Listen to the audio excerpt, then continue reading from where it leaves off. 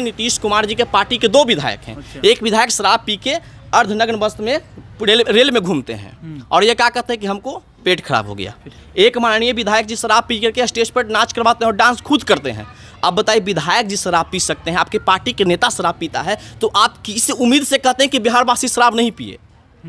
अब 100 feet 150 feet ऊपर helicopter उड़ेगा, उसमें कौन ऐसा यंत्र लगा हुआ है कि नीचे देख रहा है कि शराब बिक रहा है? विधायकों पर क्यों नहीं लगाई जाती है कि जिसके विधानसभा से जितने शराब पकड़े जाएंगे उसका टिकट कटेगा, तो शायद बिहार में शराबबंदी सफल हो जाता। क्या कि शराब पीने वाले जेल नहीं जाएंगे, पीने वाले बताएंगे कि कौन बेचता है वो जेल जाएंगे। अब बताइए कि हम शराब पियेंगे, आप झूठा हम कह देंगे कि पंकज झा शराब बेचे हैं, तो पंकज झा भी मतलब जेल जाएंगे कि नहीं जाएंगे? माफियाओं से लोग इतना डरते हैं कि नहीं बता सकता खुल के। बालू बंद है, बालू चालू है। बिहार में लालू बंद है, आप देखिए ना, लालू बालू शराब सब बिहार में बंद है, लेकिन सब जगह कहीं ना कहीं सब चालू है। देखिए शराब की बात अब करते हैं। बिहार में शराबबंदी, माननीय मुख्यमंत्री जी कहते हैं कि बिहार में शराबबंदी 2016 ईस्वी से चल रहा है, लेकिन आज 2022 ईस्वी आप हकीकत देख लीजिए। अगर पेपर के पन्ने उठा के देख लीजिए, अगर टीवी अगर सुबह से शाम तक बैठते होंगे तो सिर्फ एक ही घटना छपता है कि इतना टैंक शराब पकड़ा गया, इतना ट्रक शराब। आखिर शराब बंद है तो शराब आ कहाँ से रहा है? एक मिनट, हम और आप अगर पटना जाते हैं मोटरसाइकिल से, उस पर डबल व्यक्ति होते हैं, तो बिना हेमलेट के हम पूरा पटना नहीं घूम सकते। हम दावे के साथ कह सकते हैं कि बिना हेमलेट के हम पूरा पटना नहीं घूम सकते हैं। लेकिन शराब से भरी गाड़ी बॉर्डर क्रॉस करता, तो इसमें किसका हाथ हो सकता है? आप ही सवाल पूछता है, बताइए किसका हाथ होगा? तो यही तो है जो किसका हाथ हो सकता है, इसके पीछे की कहानी। इसका हाथ उन्हीं का होगा, माननीय विधायकों लोग का होता है, माननीय प्रशासन लोग का होता है, जिन्होंने कुछ पैसे लेकर कुछ विधायक के पैरवी पर लोग को शराब को बिहार में आगमन कराया जाता। तो शराब आ रहा है साहब, तो शराब बिकेगा। शराब बंदी में अगर अभी तक कोई त्रस्त हुआ है तो सिर्फ गरीब त्रस्त हुआ है। अच्छा, अमीर शराब पी के आप देख लीजिए, उनका ही विधायक की बात करते हैं। माननीय नीतीश कुमार जी के पार्टी के 2 विधायक हैं। एक विधायक शराब पी के अर्धनग्न वस्त्र में रेल में घूमते हैं और ये क्या कहते हैं कि हमको पेट खराब हो गया। देखिए किस प्रकार से उन्होंने दलील देता है। एक माननीय विधायक जी शराब पी करके स्टेज पर नाच करवाते हैं और डांस खुद करते हैं। अब बताइए, विधायक जी शराब पी सकते हैं, आपके पार्टी के नेता शराब पीता है, तो आप किस उम्मीद से कहते हैं कि बिहारवासी शराब नहीं पिए? पहले आपको सुधरना होगा, पहले विधायक जी को सुधरना होगा। कानून बनाया गया कि शिक्षक लोग क्या करेंगे, शराब खोजेंगे। अब बताइए, शिक्षक कितना फुर्सत हो गया कि वो पढ़ा के नहीं, अब शराब खोजेंगे। जो इस अब शिक्षक को ड्यूटी लगा दिया शराब खोजने के लिए, कितना समस्या की बात है। वो जो शिक्षक बेचारे तो पढ़ाने का पैसा नहीं मिल रहा था, अब उनको शराब खोजने पर ड्यूटी लगा दी गई। एक बात समझने की आवश्यकता है, ये ड्यूटी विधायकों पर क्यों नहीं लगाई जाती है कि जिसके विधानसभा से जितने शराब पकड़े जाएंगे उसका टिकट कटेगा, तो शायद बिहार में शराबबंदी सफल हो जाता।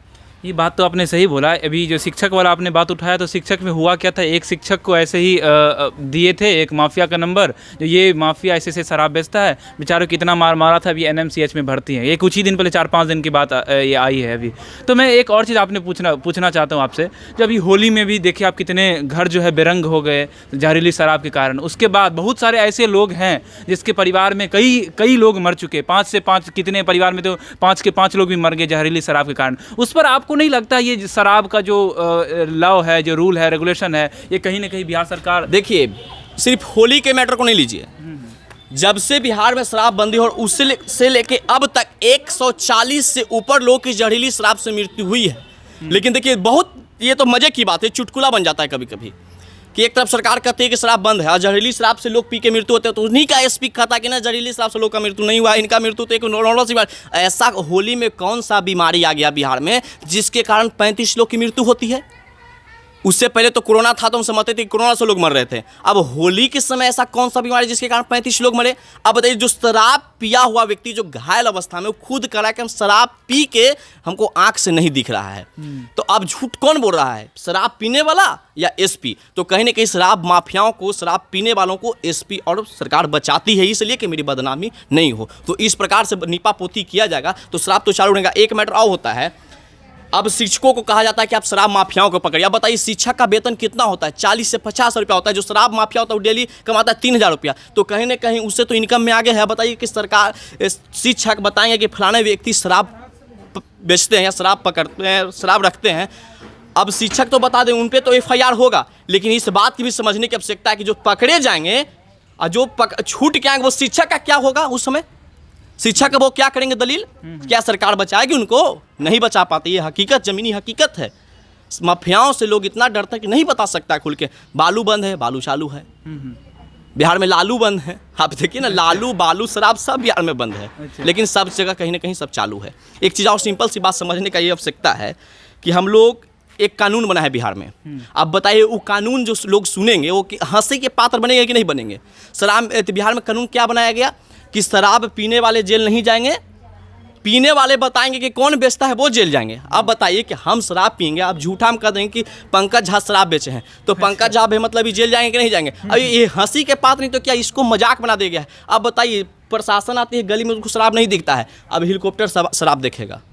क्या लगता है आपको, बिहार विकास कर रहा है? बिहार विकास से शराब पकड़ा है। बिहार विकास कर रहा है। बिहार में विकास पार्टियों की हो रही है, बिहार में विकास जिस पार्टी की सरकार उस पार्टी का हो रहा है, लेकिन बिहार में विकास जनता की नहीं हो रही है। बिहार में विकास ग्रामीण क्षेत्र में नहीं हो रहा है। आप एक चीज़ हकीकत बात समझ लीजिए, हम मान लीजिए कि ज़मीन पे प्रशासन ज़मीन पे चलती है, यहाँ पे शराब का बोतल उसको नहीं दिख रहा है, ठीक। घर में वहाँ पर शराब की जहाँ छापे मारिया तो वहाँ शराब की बोतल नहीं दिखता है। अब 100 फीट 150 फीट ऊपर हेलीकॉप्टर उड़ेगा, उसमें कौन ऐसा यंत्र लगा हुआ है कि नीचे देख लिया कि शराब बिक रहा है। ही इस मैटर्स लोगों को भटकाया जा रहा है कि बिहार में विकास का लोग बात नहीं करें, बिहार में युवा रोजगार की बात नहीं करें, बिहार में लोग शिक्षा की बात नहीं करें। इस मैटर से भटकाने के लिए कभी हेलीकॉप्टर ला दिया जाता है तो कभी शिक्षक को दारू खोजने के लिए कहा दिया जाता है। अब एक चीज़ और समझ लीजिए, शराब अब खोजेगा हेलीकॉप्टर, शराब बिहार में खोजेंगे शिक्षक, तो विधायक जी क्या करेंगे, शराब पी के ऐश करेंगे। ना ना ना ना, हम तो शराब नहीं पिए थे, हमको तो पेट खराब हो गया था, इसके कारण हम घूम रहे थे। आप बताइए, हम सब कहते थे तो हम लोग को माना जाता था विरोधी, कि सरकार का विरोधी है जिसके कारण यह बकता है। अब बिहार में सरकार है एनडीए की विधायक खुद कह रहे हैं कि बिहार में अफसरशाही चरम सीमा पे है। ये बचौल जी का बयान है कि बिहार में अफसरशाही चरम सीमा पे है, थाने वाले पैसा लेके केस करते हैं, आप वीडियो ब्लॉग संभाले जाते तो बिना पैसा का काम नहीं होता है। तो अब इसको क्या कहिएगा, आपके सरकार के विधायक खुद यह सवाल उठा रहे हैं कि बिहार में चरम सीमा पे चला गया है अपराध। तो कहीं ना कहीं इस बात को हम लोग नकार नहीं सकते हैं कि बिहार की व्यवस्था कहीं ना कहीं खराब हो रहा है, इससे हम और आप नकार नहीं सकते हैं। आप कोरोना काल की बात कर लें तो कोरोना में ऐसा भी हालत हम लोग को देखने को मिला था कि एम्बुलेंस के बिना लोगों की मृत्यु हुई थी। उस समय सरकार का सारा हेलीकॉप्टर आपको एयरपोर्ट पे लगा हुआ था। उस समय ये नहीं सरकार से हाथ से निकला कि जो मरीज हैं उनको हेलीकॉप्टर से लाया जाएगा। वो बिहारी मजदूर जो अपने काम की तलाश में बिहार से अन्य राज्य में जाके काम करते हैं और लॉकडाउन के समय वो पैदल आ रहे थे, उस समय सरकार का हेलीकॉप्टर नहीं निकला। लेकिन ये आपको बिना मतलब के शराबबंदी में सरकार का हेलीकॉप्टर निकल गया। तो कहीं ना कहीं समझा जा सकता है कि यह सरकार गरीबों की सरकार नहीं है, यह सरकार अमीरों की सरकार है, यह सरकार पूंजीपतियों की सरकार है। और जो सरकार का काम होता है वो ज़मीन पे नहीं कागज पे होती है। Thanks for watching Rebel News India. Stay tuned for more updates. Don't forget to like, share and subscribe.